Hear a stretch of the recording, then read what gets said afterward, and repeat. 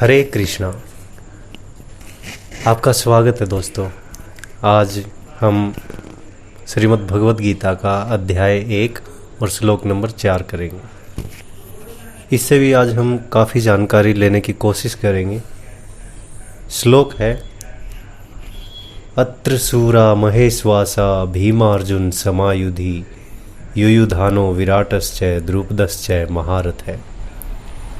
तो ये जो श्लोक बोला है ये हम पिछले अध्याय में, पिछले वीडियो में देख चुके हैं कि भाई जो दुर्योधन है वो थोड़ा भयभीत है, शंका से घिरा हुआ है कि द्रोणाचार्य जी पता नहीं मेरी मदद करेंगे या अपने जो शिष्य हैं उनके मोह में ना पड़कर संधि ना करवा दें, या कुछ और ऐसे ही कि युद्ध में हार ना जाऊं।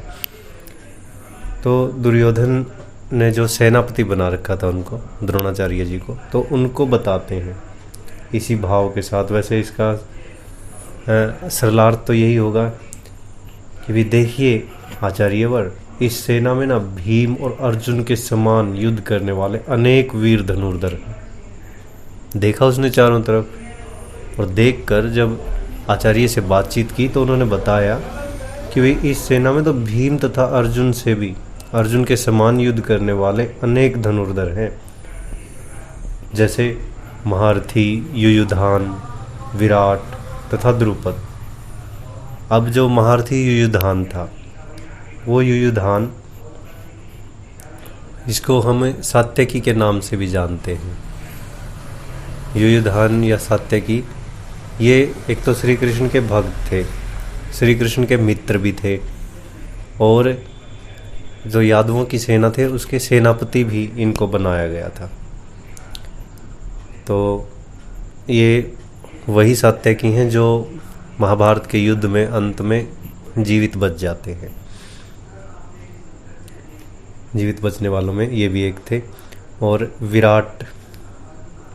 विराट वो थे जब भीम, अर्जुन और ये पांचों पांडव वहाँ विराट मत्स्य देश में गए थे और वहाँ अज्ञातवास काट रहे थे। तो ये विराट वहाँ के राजा थे, और अर्जुन ने वरिणला बनकर भी इनकी बेटी उत्तरा को नृत्य की और संगीत की शिक्षा दी थी। तो जो उत्तरा थी, और उसके साथ फिर विराट ने बाद में, राजा जो विराट थे उन्होंने बाद में कहा था कि भाई आप मेरी पुत्री से विवाह कर लीजिए, क्योंकि अर्जुन ने वृणला के रूप में ही, जब कौरवों ने राजा विराट की गौओं को हथिया लिया था, तो वृणला के रूप में ही अर्जुन ने उनसे युद्ध करके उनकी गायें छुड़वाई थी। तो तभी से राजा विराट उनके प्रशंसक हो गए थे, और उनको पता भी नहीं था। लेकिन बाद में चल के उत्तरा का विवाह अर्जुन से तो नहीं होता, अर्जुन मना कर देते कि भाई मैंने इनको शिक्षा दी है, ये तो मेरी पुत्री के समान है, तो मैं इससे कैसे शादी कर सकता हूँ। तो उन्होंने विवाह के लिए उससे मना कर दिया था। लेकिन बाद में उसको पुत्रवधू बना लिया था। जो अभिमन्यु है उनकी पत्नी थी वो उत्तरा, और उसके पिताजी थे विराट। फिर आता है द्रुपद के बारे में तो आप जानते ही हैं। द्रुपद द्रौपदी के पिताजी थे, धृष्टद्युम्न के पिताजी थे। तो अब ये इन सब को बारे में मैंने आपको बता दिया। महारथी थे सारे के सारे। तो अब सामने महारथी खड़े हैं। महारथी भी, अब महारथी के भी परिभाषा में आपको दूं तो पहले होते थे रथी जो होते थे वो 12 योद्धाओं के साथ अकेला लड़ सकता था। 5000 योद्धाओं के साथ अकेला लड़ सकता था। 12 योद्धाओं के साथ कह रहा था मैं, 5000 योद्धाओं के साथ।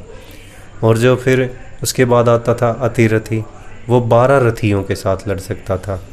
फिर उसके बाद आता है महारथी, वो 12 इनके साथ अतिरथियों के साथ लड़ सकता था। यानी कि 60,000, 144 गुना में 5, 12 144, 144 गुना में 5, तो जितने योद्धा बन गए 144 गुना में 5000, उतने योद्धाओं के साथ ये लड़ सकता था। ये महारथी थे। तो थोड़ा सा भय होना लाजमी है। अगर आप उसकी जगह होते तो आप भी ऐसे ही देखें यत्र सूरा महेशवासा भीमार्जुन समायुधि युयुधानो विराटश्च द्रुपदश्च महारथ है। तो आप भी तो अपने सेनापति को सचेत करते। दुर्योधन को लगता था कि ये जो विजय पथ में अत्यंत बाधक है, क्योंकि ये जो सारे के सारे ना भीम और अर्जुन के समान ही दुर्जय हैं, इनको जीत पाना बहुत मुश्किल है। उसे भीम और अर्जुन के बल का ज्ञान था, क्योंकि वो उनके साथ ही तो पढ़ा लिखा था, उनके साथ ही विद्या ग्रहण की थी, इसीलिए वो अन्य की तुलना इन दोनों से करता है। अब इस श्लोक को हम अपने जीवन से कैसे जोड़ सकते हैं?